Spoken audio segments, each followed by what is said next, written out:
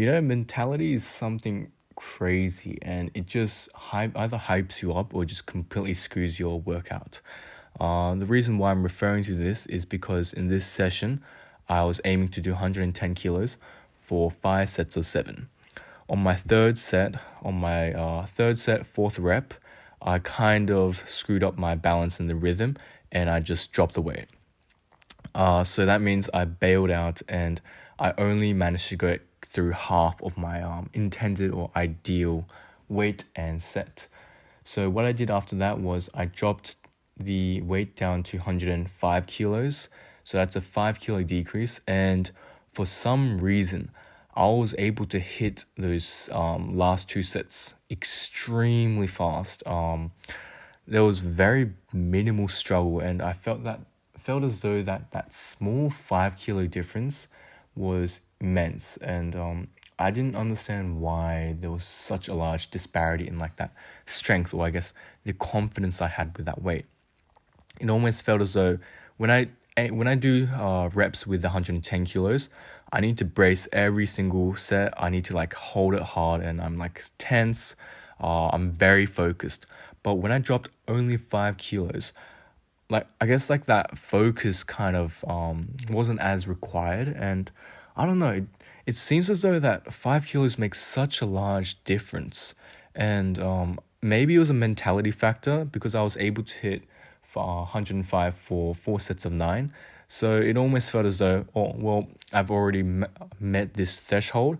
I'm not within this new territory, and I'm comfortable with going in these reps. So objectively speaking, I just can't reconcile why my performance in strength was so much better with 105 kilos. But it's very interesting. I guess what we can come back to is the mentality effect, and how a mental game is just so significant to your progression, or at least how you perform in a particular session. So in my case, normally when I screw up a weight or I bail out, that screws me over for the whole session. Like for calisthenics, if my very first straddle planche attempt is not ideal, then I just don't feel it. I feel very weak, and it's just perpetuated. And I guess with that objective demonstration of weakness, that kind of uses itself as a source to justify my just how bad I'm performing, and therefore just facilitates the way I continue to perform worse in the whole session. So that's why I decided. I knew my body was not going to be able to handle the 110 kilos. So I just dropped the weight, went with something I was comfortable and I knew I was able to hit the reps with, and just got the whole rep scheme out. So what I did is I managed to do 2 successful sets of 110 kilos, 3 reps on the third set, and then I did 2 sets of 105 kilos, 2 sets of 7. The last set, I dropped it down to, I moved it up to 110 kilos. I did 2 slow controlled pause squat 110 kilos, and then the next set I did the same for 100 kilos. So just to ensure that I was getting all the reps through. Now over here, I was doing calf raises.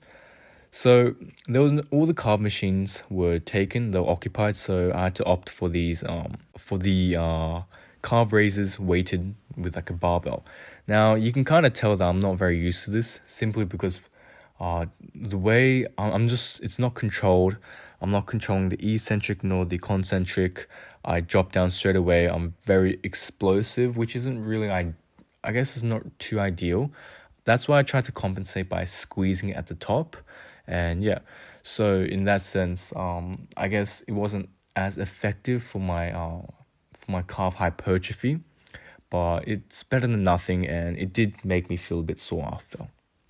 In the end, I just decided to opt for some core work, alleviate some stress from my spine by hanging up and doing leg raises. So that basically just consisted of my typical squat session, and that's basically it, and I'll finish off here.